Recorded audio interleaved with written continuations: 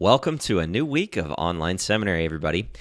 We finished the book of Jacob and our conference review last week, and now we're getting into the books of Enos, Jarom through Omni, and Words of Mormon.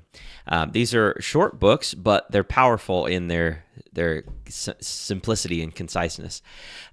Starting with Enos, just as a bit of an introduction, Enos is the son of Jacob, so he's the grandson of Lehi.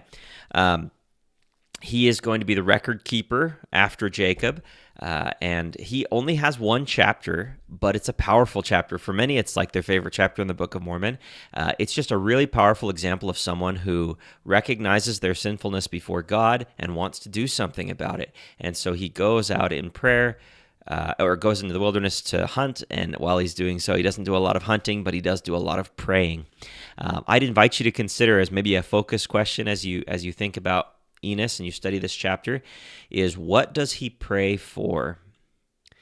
Because you might think, well, he prays to be forgiven of his sins, and he does that sincerely, but he asks a series of questions and prays for a series of things thereafter that are really insightful and enlightening if you pay close attention to them. So I'd invite you to do that as you study the book of Enos.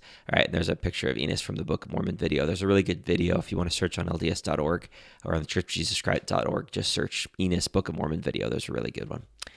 All right, then after that, we get to the Jarom and Omni, right? And those basically record Enos's descendants who are taking over the records, and they have varying degrees of dedication, if you will, to what they write. Like some of them literally just say, like, "I got this record, and now I'm handing it off." Like they almost say nothing. Others have just a really short testimony as they pass it on. And in the course of those two books, in Jarom and Omni, we traverse almost 400 years of history. I think it's 400 years, 300 or 400 years in that period of time. So while 1st and 2nd Nephi and Jacob were like 180 years, and we had all those chapters, these handful of chapters will then cover several hundred years more. And then we'll get to Words of Mormon, which is where Mormon is jumping in to explain. He's the one who ultimately will abridge all these Nephite records at the end of Nephite history. And he jumps in and kind of explains what he's doing. He's like, okay, so 1st and 2nd Nephi and Jacob, Enos, and Jarom and Omni, those were all the small plates of Nephi that I found, and they were really focused on spiritual things, which is awesome. And now I'm going to transition to my abridgment of the large plates of Nephi. So that's like the more secular historical record that was kept. And while there is lots of still awesome spiritual stuff, he's like, you're going to notice a transition here as we move to the large plates and the abridgment of the large plates.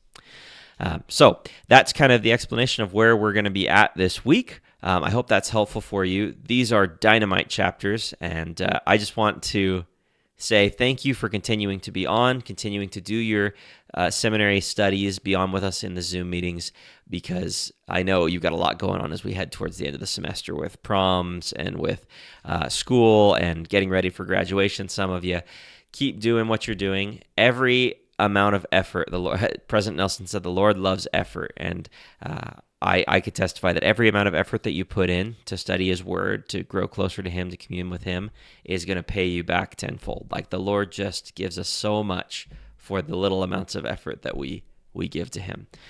So please continue to do what you're doing. You're doing awesome.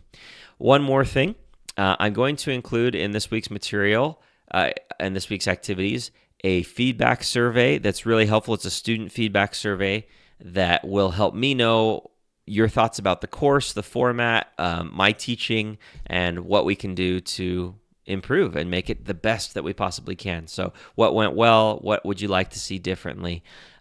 So please do that. It will be worth points. It counts as an activity. So I highly, highly encourage you to do that so that we can just make this the best type of course that we possibly can. So thank you very much. You're awesome, and look forward to having a great week with you. Bye-bye.